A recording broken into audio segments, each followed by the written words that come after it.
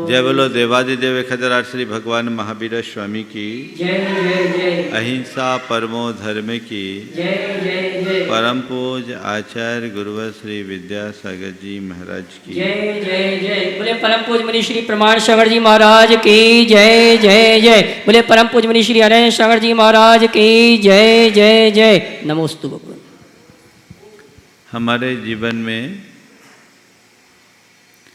अनेक प्रकार की शक्तियाँ हमें प्राप्त है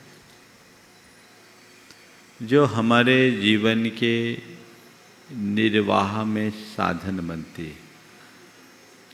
पर उन सब शक्तियों के मध्य वाक शक्ति एक ऐसी शक्ति है जो न केवल शक्ति है अपितु एक प्रकार का वरदान है, जिसके बदौलत हम अपने भावों को किसी के भी पास तक पहुंचा सकते हैं।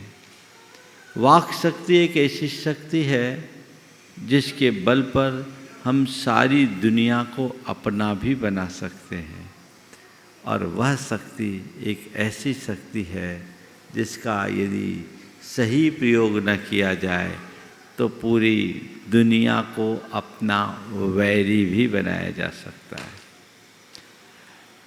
हम इस अर्थ में बड़े भाग्यशाली हैं क्योंकि हमें बोलने की क्षमता प्राप्त हुई। संसार में अनंत प्राणी ऐसे हैं जिनके पास वाक शक्ति ही नहीं, वो एकेंद्रिय। कुछ प्राणी ऐसे हैं जिनके पास वाक शक्ति तो है पर भाषा नहीं। 2 इंद्रिय से लेकर 5 इंद्रिय तक पशु पक्षियों में बोली है, भाषा नहीं। पर हम मनुष्य हैं, इस धरती पर सबसे भाग्यशाली व्यक्तियों में एक, जिनके पास बोली भी है और भाषा भी है ना। तो हम अपनी भाषा का प्रयोग कैसे करें, आज का विषय उसी से संदर्भित है। बहुत अच्छा वाक्य लिखा है, जीवन और मृत्यु जिह्वा के वश में है, इसलिए ध्यान रखो कि तुम्हारे मुख से कोई अनुचित बात न निकले। मृत्युर्वस्ति जिह्वाग्रे जिह्वाग्रे ननु जीवनम अतः सुधीर वदेद वाणीम विचारेव शुभाम सदाम। कि तुम्हारे जिह्वा में मृत्यु भी है और जिह्वा में जीवन भी है, इसलिए दोनों चीज़ों का वास जब तुम्हारी जिह्वा में है तो तुम्हें चाहिए कि कोई भी बात बोलने से पहले अच्छे से विचार कर लो, है ना। हमारे पास बोलने की शक्ति है, हम चाहे जो, चाहे जब, चाहे जैसा बोले तो क्या होगा, गड़बड़ होगा ना। बोलने के पूर्व तौलना, बोलने के पहले विचारना। इस संदर्भ में 4 बातें आप सबसे मैं कहूंगा। वचन का योग, बोली का योग, बोली का प्रयोग, बोली का योग, बोली का प्रयोग और बोली का लाभ और बोली का नुकसान। 4 चीजें। बोली का योग हमें आपको सबको मिला है ना। अब हम प्रयोग भी कर रहे हैं, बोल रहे हैं, चाहे 24 घंटे बोलते हैं।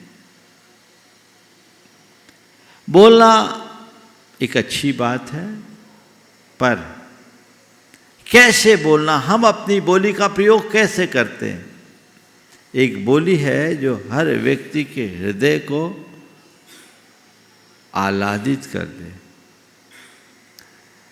एक बोली है जो सबके मन को बाग बाग कर दे, और एक बोली है जो मन में आग लगा दे। एक बोली है जिसको सुनते ही मन खिल उठे, एक बोली है जिसको सुनने पर मन खौल जाए, एक बोली है जिसको सुनकर मन मुग्ध हो उठे, एक बोली है जिसको सुनते ही मन क्षुब्ध हो जाए, एक बोली है जो सबको अपना कायल बना दे, एक बोली है जो सबको घायल कर दे, एक बोली है जो हृदय में आह्लाद उत्पन्न करे, एक बोली है जो मन में आघात पहुंचा दे, एक बोली है जो वीणा जैसा रस उत्पन्न करे, और एक बोली है जो बाण जैसा चुभ जाए। कौन सी बोली? बोली का प्रयोग करो, ऐसी बोली जो सबको आनंद दे, आह्लाद दे, जिसको सुनकर मन बाग बाग हो जाए, जिसको सुनकर सामने वाला तुम्हारा कायल हो जाए, ऐसी बोली बोलो। ये तो बोली का एक प्रयोग है। और बोली का एक दूसरा प्रयोग यह है कि समय के अनुरूप, सभा के अनुरूप ऐसी बात बोलो कि प्रतिकूल भी अनुकूल हो जाए। वाणी की मधुरता और वाक्पटुता, ये दोनों बातें बहुत ध्यान देने की योग्य है। मीठा बोलना और समयानुकूल बोलना, दोनों जिसके जीवन में है उसकी वाणी उसके लिए वरदान है। और जो कड़वा बोलते हैं और समयानुकूल नहीं बोलते, अवसर के अनुकूल नहीं बोलते, वो वाणी उनके जीवन के लिए विष है। आप लोग बोलते हो, हर व्यक्ति के जीवन में ऐसा अनुभव होगा कि बोलते बोलते कहीं न कहीं ज़बान फिसली होगी। किसी की ज़बान फिसलती है, कोई ज़बान लड़ाते हैं, और किसी के सामने बोलती बंद हो जाती है, और कोई किसी की बोलती बंद कर देते हैं। यही तो चलता है चक्कर। जबान फिसली है तो क्या हुआ, जबान लड़ाए तो क्या हुआ। संत कहते हैं अपनी जबान को कभी फिसलने मत दो, और कभी किसी से जबान लड़ाओ मत। अगर अपनी जबान चलानी हो तो ऐसी चलाओ कि सामने वाले की जबान बंद हो जाए। ऐसी जबान मुंह से कभी मत निकालो कि वो तुम्हारी जबान बंद कर दे। इसी का नाम कुशलता है। बातें महत्वपूर्ण नहीं है, महत्वपूर्ण है वचन से जुड़े संदर्भ। हम मीठा बोले, पर केवल मीठा बोलना ही पर्याप्त नहीं है। मीठा बोलने के साथ साथ अवसर के अनुकूल बोलना भी बहुत जरूरी है ना? क्योंकि अवसर के अभाव में कही गई अच्छी बात भी अच्छी नहीं लगती। अवसर के अभाव में कही गई अच्छी बात भी अच्छी नहीं लगती। तो कहाँ बोलना, कब बोलना, कैसे बोलना और कितना बोलने का ध्यान रखना चाहिए कि नहीं चाहिए? रखते हो? रखते हो? बताओ कहाँ रखते हो? अपने दुकान में, अपने दफ्तर में, अपने अधिकारी के पास। उस समय तो बड़े नाप तौल के चलते हो कि नहीं चलते हो? ऐसा जैसे इससे बड़ा वाणी संयम का धनी तो शायद कोई है ही नहीं, है ना? तो मैं आप सबसे कहता हूँ, जो संयम तुम अपने कार्यस्थल पर रखते हो, वही संयम यदि अपने जीवन में अपना लो, जीवन धन्य हो जाएगा। कार्यस्थल पर तुम्हारा संयम तुम्हारे व्यापारिक लाभ के पीछे आता है, और जीवन में वो संयम तुम्हारे पारमार्थिक लाभ का निमित्त बनेगा। यदि तुम पारमार्थिक लाभ को महत्व दे दोगे तो हर पल तुम्हारे जीवन में संयम आएगा। इसलिए कहते हैं जीवाग्रे वस्ति मृत्यु और जिह्वाग्रे वस्ति जीवनम। जीवा पर ही मृत्यु है और जिह्वा पर ही जीवन है। एक कहावत है, बात ही हाथी पाइए और बात ही हाथी पाँव। बात ही हाथी पाइए और बात ही हाथी पाँव। मतलब क्या हुआ? एक राजा था, उसको अपनी उम्र जानने की ललक पड़ी। अब उम्र जाने कैसे, तो ज्योतिषियों को बुलाया गया। एक ज्योतिषी आया, उसने राजा की पत्री देखी और पत्रिका देखी, कहा महाराज क्या बताऊं, आपकी आयु का योग बड़ा विचित्र है, आपकी 7 पीढ़ी आपके सामने चली जाएगी।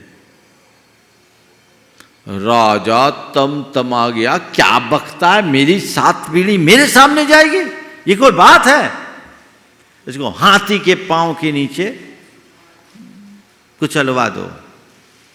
बेचारा गया, उसको हाथी से कुचलवा के मरवा दिया गया।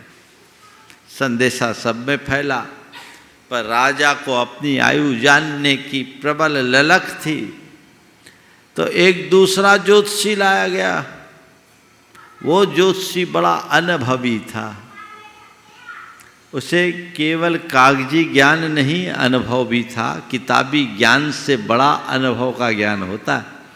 उसने राजा की पत्रिका देखी, कहा हे महाराज, आप जैसी पत्रिका का योग तो करोड़ों में किसी एक का होता है, अद्भुत योग है। मैं क्या बताऊं, आपकी जीवन का जो आयुष्य का योग है, उस योग को मैं देखता हूं तो आपकी 7 पीढ़ी की आयु से भी ज्यादा आपकी आयु दिखती है। आपकी 7 पीढ़ी की आयु से भी ज्यादा आपकी आयु। बोला अरे बहुत सी आयु, वाह, इसको एक हाथी दे दो। तो बात ही हाथी पाइए और बात ही हाथी पाँव। बात दोनों ने एक ही की थी, लेकिन परिणाम दोनों का अलग अलग था ना। सीधे सीधे कह दो तो सब गड़बड़ है, और थोड़ा सा प्रसंगानुरूप बनाकर कहो तो वही सुग्राह्य हो जाता है। और हमें यही सावधानी रखनी चाहिए।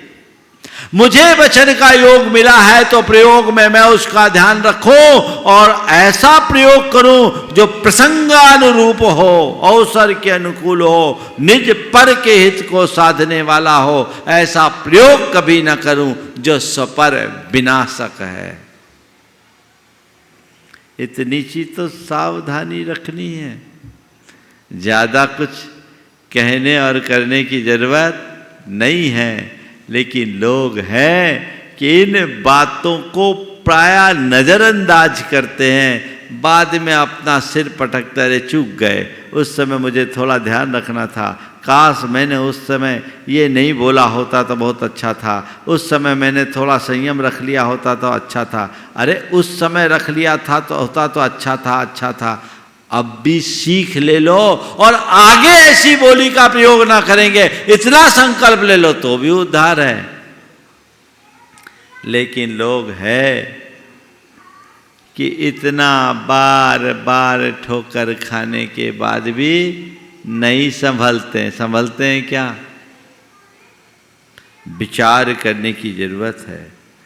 आगे बढ़ने में हम तभी सफल होंगे जब अपने वचनों पर संयम रखेंगे। बहुत अच्छा वाक्य है। जो वक्तृता मित्रों को और भी घनिष्ठता के सूत्र में आबद्ध करती है और विरोधियों को भी अपनी ओर आकर्षित करती है, बस वही यथार्थ वक्तृता है। जो तुम्हारे मित्रों के संबंधों को और घनिष्ठ बना दे और विरोधियों को तुम्हारा अपना बना दे, उसी वाणी का जादू इस संसार में चलता है। सब खेल तो इसका है ना? इसी का खेल है। थोड़ा मिठास, प्रसंगोपात बात आपने कर दी, सामने वाला आपका दीवाना हो जाएगा। और इससे उल्टी अगर कड़वी बात कह दी तो वो आपका प्रबल शत्रु बन जाएगा। वचनों की ताकत के बल पर हम शत्रु को भी अपना बना सकते हैं और वचनों के दुरुपयोग से हम अपनों को भी शत्रु बना सकते हैं। देखिए, शत्रुता वचनों से कैसे मिटती है। दो पड़ोसी थे और दोनों की एक दूसरे के मध्य अच्छे संबंध नहीं थे, बड़ी शत्रुता थी। लेकिन एक के सामने कोई दूसरा व्यक्ति आया और उसने उसके विरोधी के विषय में कुछ कहा। शत्रुता होने के बावजूद उस व्यक्ति ने उसकी बात को काटते हुए कहा कि भाई साहब, मैं आपकी बातों से सहमत नहीं हूं। भाई साहब, मैं आपके बातों से सहमत नहीं हूं। मानता हूं कि आज हमारी उनसे अनबन है, लेकिन मैं जानता हूं वो आदमी विचारों का पक्का है, संकल्प का धनी है और चरित्र में दृढ़ रहने वाला व्यक्ति है। आप जो बात कर रहे हैं वो ठीक नहीं। मैं उस व्यक्ति के खिलाफ बात नहीं सुन सकता, मेरी उसकी कटुता अपनी जगह है, लेकिन फिर भी जो उसकी अच्छाई है मैं उसका स्वागत करता हूं। ये दृष्टिकोण शत्रु के प्रति हर किसी में नहीं होता। शत्रुरपि गुणवाच्या, शत्रु का भी गुण देखने वाले लोक में बहुत विरल होते हैं। लेकिन आप सुन कर के ताज्जुब करोगे, सामने वाले ने ये कि ये बात ले जाकर कम्युनिकेट कर दी, पहुंचा दी। उसे विश्वास नहीं हो रहा, उसने मेरे पास विषय में ऐसा बोला। बोले हाँ भाई, मैं झूठ नहीं बोला, वो आज भी मेरे विषय में ऐसा ख्याल रखता है। बोला हाँ रखता है। तो कहा भैया फिर तो ये बहुत अच्छा आदमी है, तो मित्र बनाने लायक है। इसके साथ दुश्मनी करके हम अपने जीवन को बिगाड़ लेंगे। हमें दुश्मनी नहीं, अपने मित्रतापूर्ण संबंधों को लेकर के चलना है। और फिर उसने कहा भाई मैं चाहता हूँ उनसे मिलना, और हम चाहते हैं, लड़ाई लड़ के हमने बहुत कुछ खोया है, अब आपस में मिलकर जीना चाहते हैं और मैं उनसे क्षमा मांगना चाहता हूँ, क्या वो मुझे क्षमा कर देंगे। वो मित्र उनका कड़ी बना और दोनों ने एक दूसरे से क्षमा मांगी, क्षमा किया। जिनकी कटुता थी वो प्रेम में परिवर्तित हो गया। एक व्यक्ति है जो अपने शत्रु के विषय में भी अच्छी बात बोल रहा है और शत्रु को मित्र बना रहा है, और एक व्यक्ति है जो अपनों के लिए भी कड़वी बात कहकर अपनों को गैर बनाता है। आप कहाँ हो? देखना यही है ना। मैं अपनी बोली का कैसा इस्तेमाल कर रहा हूं, समझ रहे बात को? बस वही संयम। कर्कश कटुक और कठोर शब्दों का प्रयोग मत करो, पर इसके साथ भी कुछ शब्दों से बचो। अपमान परक शब्दों का प्रयोग मत करो, आरोप परक शब्दों का प्रयोग मत करो, आदेश परक शब्दों के प्रयोग से बचो और आलोचना परक वचनों के प्रयोग से परहेज करो। ऐसे वचनों का प्रयोग कभी मत करो। आप सदैव वचन ऐसे बोलो कि सामने वाले को मान मिले। आप वचन ऐसे करो जिसमें आपका अनुरोध दिखे, ऐसे करो जिससे उसको प्रशंसा मिले, प्रेरणा मिले। प्रेरणा परक वचनों का प्रयोग करो।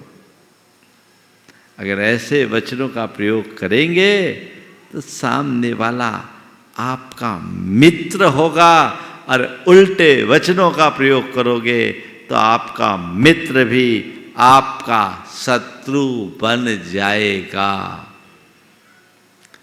अपने वचनों के असंयम के कारण हो सकता आपने भी अनेक दुश्मन पैदा कर लिए हों। किए हो कि नहीं? हाँ? और कुछ लोग तो ऐसे हैं जो दुश्मनों की खेती करते हैं। समझ गए? दुश्मनों की खेती समझते हो ना? हमेशा अपने वचनों से ऐसा अनर्गल बनते हैं, बोलते हैं कि हर कोई उसका दुश्मन बन जाता है। बच्चों, ये जीवन तुम्हारे लिए बोझ बन जाएगा।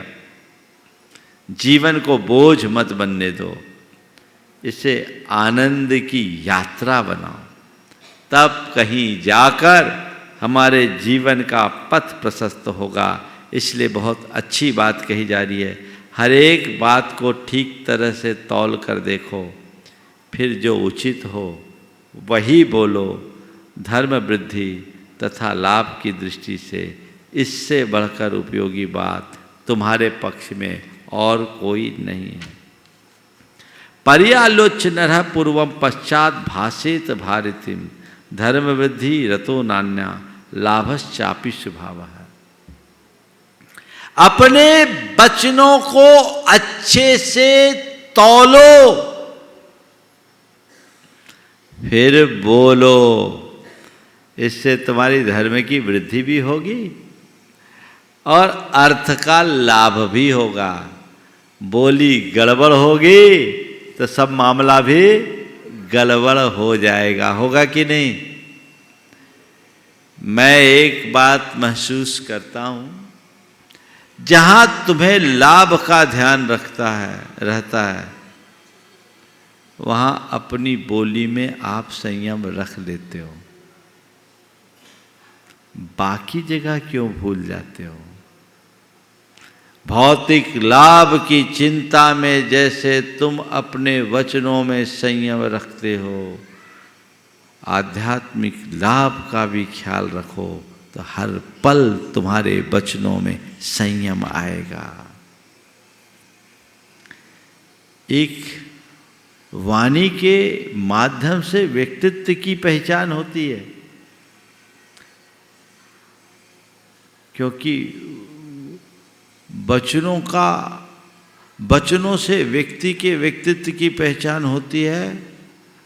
कड़वे वचन मनुष्य की वैचारिक दरिद्रता का द्योतक है।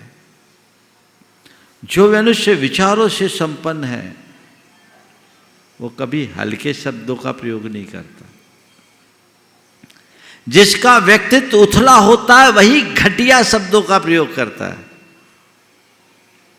जब तुम्हारे पास बोलने के लिए पर्याप्त शब्द का भंडार है जिसमें एक पैसा भी नहीं लगता, तो फिर गलत शब्दों का प्रयोग करने की जगह अच्छे वचनों का प्रयोग क्यों नहीं करते? यदि उतना हम ध्यान में रखें तो सब धन्य हो जाए। तुम ऐसी वक्तृता दो कि जिसे दूसरी कोई वक्तृता चुप न कर सके। मैंने ऐसा बोलो कि तुम्हारी बोली को कोई काट ही न सके। कहावत है, ऐसी बैठक बैठी है कोई न बोले उठ, और ऐसी वाणी बोली है कोई न बोले चुप। है ना? कोई चुप करे ऐसा बोलने का तो प्रसंग ही नहीं आने देना चाहिए। तो ऐसी वक्तृता जो कि दूसरों की वक्तृता को कभी लांघने योग्य न हो, जो तुम्हें किसी तरह से चुप न करने दो, वो वक्तृता का प्रयोग करो।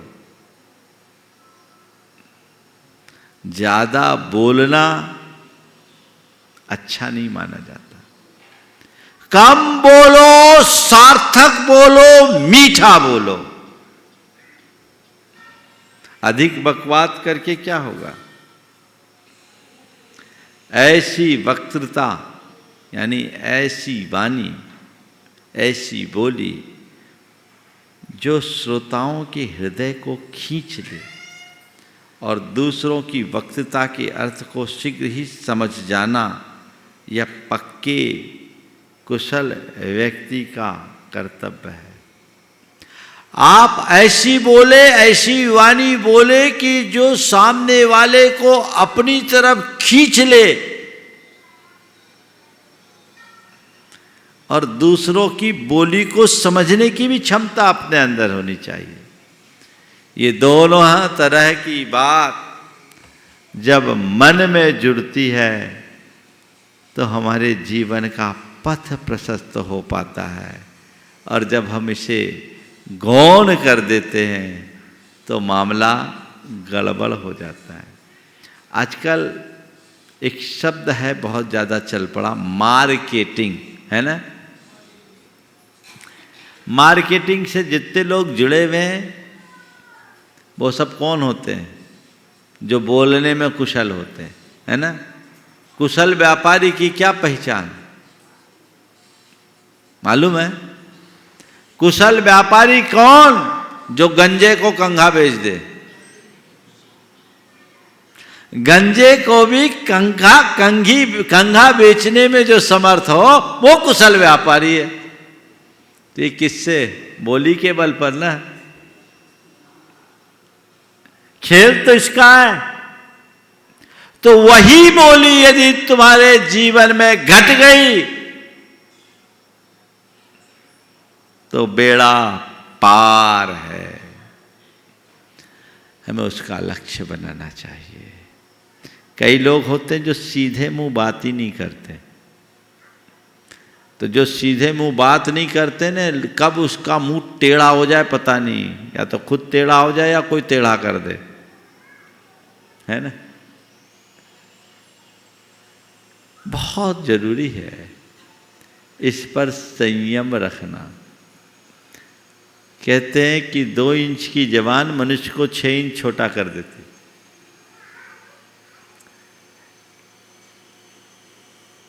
एक बार ऐसा हुआ, जीभ और दांत के बीच में बकझक हो गई। दांत ने जीभ से कहा, यह मामला ठीक नहीं है, मेहनत मैं करता हूं और मजा तुम लेती हो, ये चीजें ठीक नहीं है, अब नहीं चलेगी। जीभ ने लपलपाते हुए कहा, ज्यादा बकर बकर मत कर, तू चौकीदार है, चौकीदारी कर, तेरी औकात उतनी है, मुझसे ज्यादा बात मत कर। दांत को गुस्सा आ गया, बोला अच्छा मुझसे तू ऐसा बोलेगी, अभी सबक सिखाता हूं। जीभ ने बोला देख ले तू क्या कर सकता, कर ले, क्या बिगाड़ेगा मेरा। दांत को गुस्सा आया, उसने जोर से जीभ को भींच दिया। जीभ तिलमिला उठी। उसने कहा अच्छा मुझसे पंगा लिया है, अभी सबक सिखाती हूँ। गई और एक पहलवान के सामने जाकर 10-20 गालियाँ दे दी। जैसी पहलवान को गालियाँ पड़ी, पहलवान को गुस्सा आया, खींच के एक घूसा मुंह में दे दिया। बत्तीसी बाहर आ गई, बत्तीसी बाहर आ गई। तब से कहावत है, रहीमन जिब्बा वावरी, कह गई सुरग पताल, आप तो कह भीतर गई और जूती खात कपाल। वो तो अंदर चले गई। बात यही है, इतनी सी है। जब हम इस पर ध्यान देते हैं तो हमारे जीवन में सब बातें सहज घटित होती है। इसलिए बोलते समय हमें इन बातों का सदैव ध्यान रखना, क्योंकि एक छोटा सा दुर्वचन सारे उपकारों पर पानी फेर देता है। आप किसी के साथ कितना भी अच्छा करो, अगर आपने एक कटु वचन बोला ना तो सबको तार तार कर देगा। जैसे दूध में एक बूंद नींबू डालने से दूध फट जाता है, ऐसे ही अपने संबंधों में एक कड़वे वचन की बूंद पड़ने से संबंध भी फट जाते हैं। मान लो आप किसी के यहाँ मेहमान हुए, उसने आपका आत्मीय स्वागत किया, बहुत अच्छा आतिथ्य किया, बहुत बढ़िया भोजन पानी का इंतजाम भी किया, और आप उससे अभिभूत होकर उसकी जी भर के सराहना करना शुरू कर दिए। सराहना करते करते कह रहे, आपने तो आज मेरा हृदय जीत लिया, क्या स्वागत, कैसी आत्मीयता प्रदर्शित की, ऐसा तो कोई नहीं कर सकता। और खाना की मैं क्या कहूँ, ऐसा खाना तो मैंने आज तक कभी खाया ही नहीं, ऐसा खाना तो मैंने आज तक कभी खाया ही नहीं। तो वो क्या तेरा बाप भी नहीं खाया होगा। अब बोलो, सामने वाले ने कह दिया तू क्या, तेरा बाप भी नहीं खाया होगा। अब क्या होगा बोलो, आग लगेगी कि नहीं? बोलो क्या हुआ? सब कुछ सही है, पर एक वाक्य ने अर्थ का अनर्थ कर दिया। बस यही चीज सीखने की और समझने की है। यही यदि मनुष्य संभल जाए, इन चीजों को थोड़ा स्वीकार करना शुरू कर दे, तो जीवन का काया पलट हो जाए। समझ गए? इसको सीखिए, इसको संभलिए, इसको सुधारिए, जिससे जीवन को आगे बढ़ाया जा सके। जिसकी वक्तृता परिमार्जित और विश्वासोत्पादक भाषा से सुसज्जित होती है, सारी पृथ्वी उसके संकेत पर नाचेगी। आप कुछ भी बोलिए, परिमार्जित होना चाहिए, अर्थात स्पष्ट मिठास भरे शब्दों के साथ बोलो। तो ऐसा भी मत बोलो कि सामने वाला कुछ समझ ही नहीं पाए। कुछ लोग ऐसे हैं, बोलते हैं, आधा खाते हैं, आधा बोलते हैं, क्या बोल रहे वो ही समझ नहीं। स्पष्ट, मिष्ट और सार गर्भित होना चाहिए। जो आप बोल रहे हो वो सामने वाला अच्छे से सुन सके, मिठास हो और सार हो, व्यर्थ की बातें नहीं हो। ऐसा भी मत बोलिए कि सामने वाला कहे कब इससे पिंड छुड़ा, खिसक जाए। कुछ लोग हैं ना जो बोलना शुरू होते तो बोलते ही जाते, उसको समझ में नहीं आता। एक आदमी अपने मित्र के यहाँ गया, 1.5 घंटे से जो बोलना शुरू किया सो बोलते ही गया, बोलते ही गया, बोलते ही गया। अब जब चुप होने का नाम न लिया तो उसने क्या, एक चलनी उठाई और उसको ऐसे चलाने लगा। बोले क्या कर रहे हो? बोले मैं ये देख रहा हूँ कि तुमने जितना बोला उसमें से सार कितना है। सब चलनी से बाहर निकलने वाला, सार है या बेकार, ये जानने की जरूरत है। और विश्वासोत्पादक ऐसे वचन जिसकी प्रामाणिकता हो तो व्यक्ति विश्वास करता है, और वचनों में प्रामाणिकता नहीं हो तो सारा विश्वास खंडित हो जाता है। इसलिए ऐसे वचनों का प्रयोग करना चाहिए। जो लोग अपने मन की बात थोड़े से चुने हुए शब्दों में कहना नहीं जानते, वास्तव में उन्हीं को अधिक बोलने की आदत होती। बहुत महत्वपूर्ण बात। जो लोग अपने मन की बात थोड़े से और चुने हुए शब्दों में बोलना नहीं जानते, वास्तव में उन्हीं की अधिक बोलने की आदत होती है। ये कला विकसित करो। हमें जितना है उतना ही बोलना, सार्थक बोलना, सीमित बोलना, मीठा बोलना, सारभूत बोलो। ये सावधानी रखो। मैंने एक चीज देखा, आप लोग फोन पर बात करते हैं ना, तो कोई लोग ऐसे होंगे जो फोन पर शुरू होते हैं तो रुकने का नाम नहीं लेते। एक दिन देखा मेरे कमरे के बाहर एक भाई से सामने वाला बोल रहा था, ये बार बार ठीक है ठीक है ठीक है ठीक है ठीक है ठीक है ठीक है ठीक है, माने वो पिंड छुड़ाना चाह रहा। वो चालू है, सो चालू ही है। करीब 9 मिनट तक उसने उसका, अब उसने मुझे बोला महाराज जी अब क्या कहूँ, कुछ बोल भी नहीं सकता, बड़ा पदाधिकारी है, बोले जा रहा है बोले जा रहा है बोले जा रहा है। मैं बार बार कह रहा हूँ ठीक है ठीक है ठीक है ठीक है, मैं झेलना पड़ा। 9 मिनट बर्बाद हो गया, मुझे आपसे बात करना था। अंत में उसने कहा ठीक है, मैं थोड़ी देर बाद आपसे दोबारा बात करता हूँ। एक लोगों की ऐसी परिणति है, जो बोल रहे हैं सब बस शुरू हो गए से शुरू हो गए। लेकिन मैंने देखा जितने भी सफलतम लोग हैं वो टू दी पॉइंट बात करते हैं। काम हुआ, बात खत्म। आप लोग देखिए कितना बोलते हो। काम की बात करो और आगे बढ़ो। तुम्हारे पास भी 100 काम है, सामने वाले के पास भी 100 काम है। अपना और उसका समय क्यों बर्बाद कर रहे हो? बोल रहे सो बोले ही जा रहे, बोले ही जा रहे, बोले ही जा रहे। अरे क्यों? आज से तय कर लीजिए कि मुझे सीमित बोलना है, सार्थक बोलना है और मीठा बोलना है। बस यही आज का सार है। और प्रसंगानुरूप बोलना है। बस ये 4 बातें याद रखो।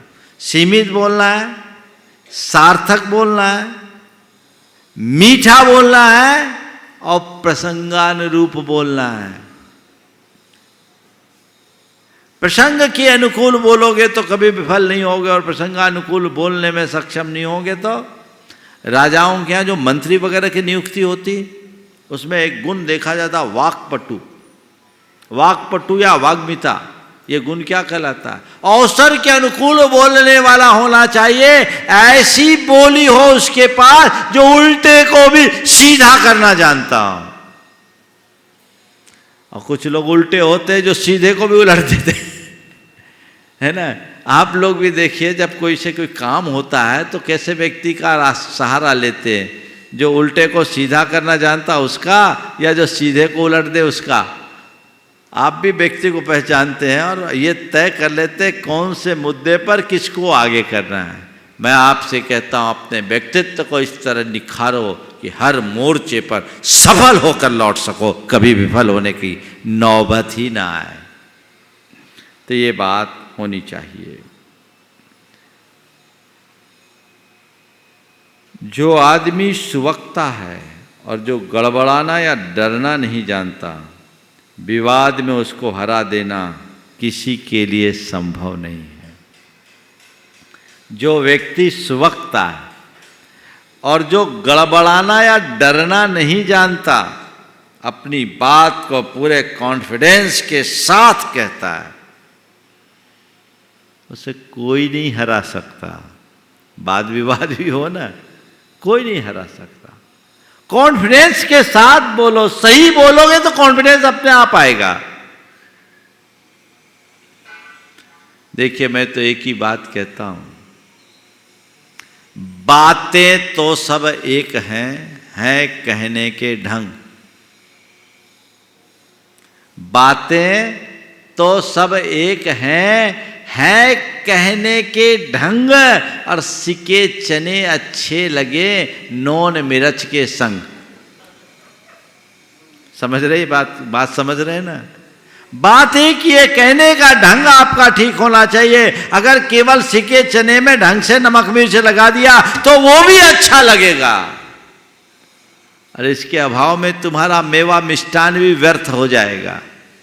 बस इसको ध्यान में रख करके हमें चलना चाहिए।